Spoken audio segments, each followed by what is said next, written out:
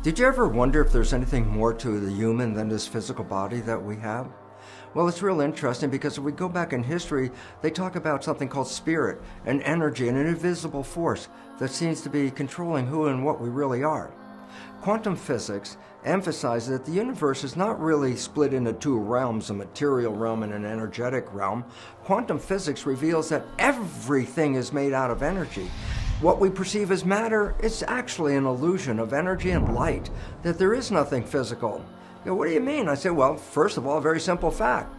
When physicists started to take the atom apart and find there were things inside such as protons, neutrons, and electrons, then they say, yeah, but what are those things made out of? Then they got down to smaller things like quarks, and I say, yeah, but what were they made out of? And ultimately what physicists recognized was at the fundamental core of an atom, there is nothing material at all.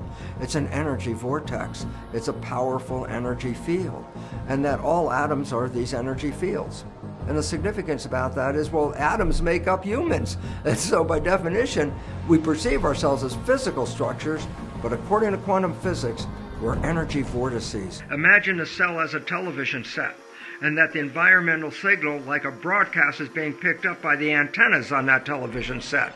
And therefore, the cell responds to that broadcast. Well, guess what? Everyone has a different set of antennas, so by definition, everyone is receiving a different broadcast field. Field, yeah, that's what physicists refer to as the energy in which we live.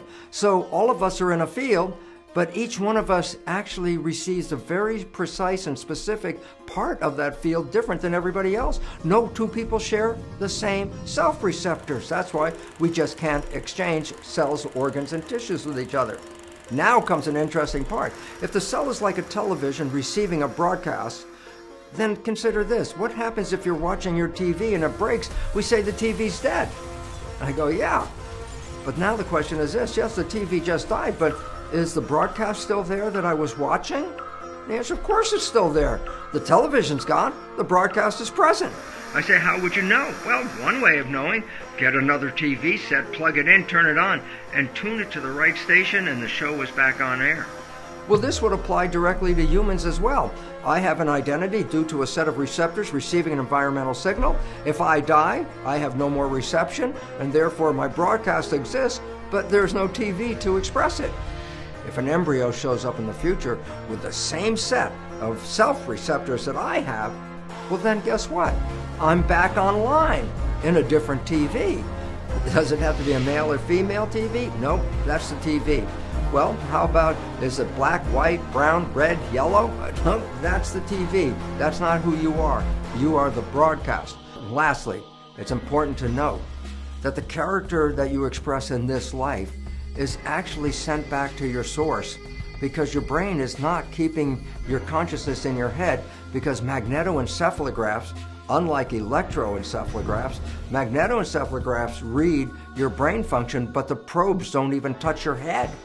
There's a very important concept right here. Your thoughts are not contained in your head. They're broadcast into the field. And as Einstein emphasized, the field is the sole governing agency of the particle, matter. And then we put all of this together and says, your biology is an expression of this matter, but it's actually shaped by the field, a field that exists whether you're here or not.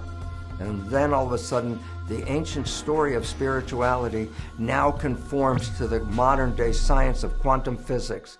You're a field, you're a spirit, you're more than this. And when you understand that, it is the first step toward your personal empowerment.